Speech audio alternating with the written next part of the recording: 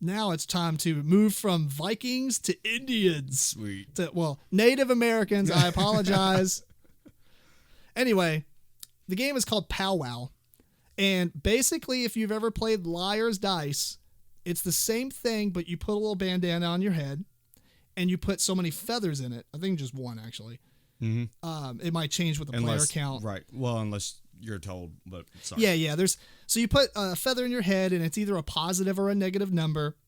And then, but you can see everybody else's feather but yours. And it's just like Liar's Dice. When it's your turn, you have to say what you think the total is without going over. So I look at Matt, he might have a 5. I look at my buddy Eric, he has a 10. But this person over here has a -5. So it's at least 15, right? Maybe, or at least from what I see, right. I could have a positive or negative. So maybe I'll go with 10. And then the next person goes and they could call you out and the game stops and you count up all the points. You take the feathers off your head. Otherwise, they have to go above you. They can't ever go down. So they have to say 11 or 12 or 13 or keep going up. And one thing that's pretty cool that I think makes it better than Liar's Dice is there's special cards. Some of the cards will say like the highest number doesn't count. So if somebody has a 20 or something, I don't remember if it goes that high. Yes.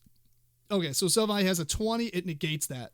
And so something that somebody else doesn't. Like if you had a 20 on your head and then, Sam over here had a negate the highest, you don't know what it's negating, but everybody else is like, wow, Right. So, and the second thing is you have a little special chip you can flip. And you can do that once per round, and it allows you to either reverse play or it allows you to agree with the person's thing. So if you say 10 and they're like, oh, I don't want to go higher than that because I think it's 10, you can flip it and say, I agree. Right. And there's probably one other. Oh, you can flip it and make somebody else draw another card and put it in their hat. Thoughts? It was fun.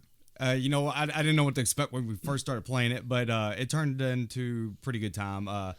It's wild. You sit there and you look around and maybe you're not the first bid, but you're looking and then someone throws out some crazy number and you're just trying to make sense of it. And then it usually comes down to something you got. So then you got to kind of figure out what's going on, what you might have.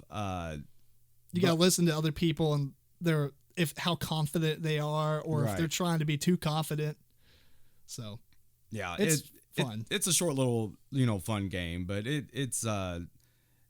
keeps you engaged enough and, it's entertaining enough to not be like, oh, God, we're playing this again. Yeah. I think it is way longer than Liar's Dice, though, because Liar's Dice is just bam, bam, bam, bam. Probably. And the second thing is the player elimination could probably be a problem if you're playing with a lot of people, because I think it plays up to 8. And when you get called out, you have like a little Velcro strip on your head and you put one of those tokens on it. I don't remember what the token is. It's a buzzard token. Yeah, buzzard. So you put a buzzard, and if you get a third buzzard, you're out. And so you're out of the game, period. Right. And then we played, like, if so many people got out, then the game ends, and whoever has the least amount of buzzards. But that kind of sucks for people who are playing the game, and they, one person has no buzzards, and you have 2. You have no way to win unless that person gets out. Right. So, and the game's coming to an end anyway if this one person goes out. And then everybody's trying to make them draw cards and stuff. So, I don't recommend playing that way. But the player elimination kind of becomes a problem then because you could literally, if you're playing 8 players, you're going down to one person. Yeah. I don't know if they thought just one person getting out was too quick or what the deal is on that. I don't know. But I guess if you played it at a party, it's not a big deal. The person gets out and they can go up and go converse with other people. Right. Maybe at a game night, it's probably not the most optimal game to play. Yeah. Someone's going to be just sitting there kind of hanging out. But I guess they can kind of play along a little bit in their head, but it's still not the same. It is a fun game to watch, though, because I was the first out, and I just sat back and was like, now I can see all the information and the way people are playing this, and you can analyze people and get an idea of what they're doing. Right. It was pretty cool doing that. Yeah. So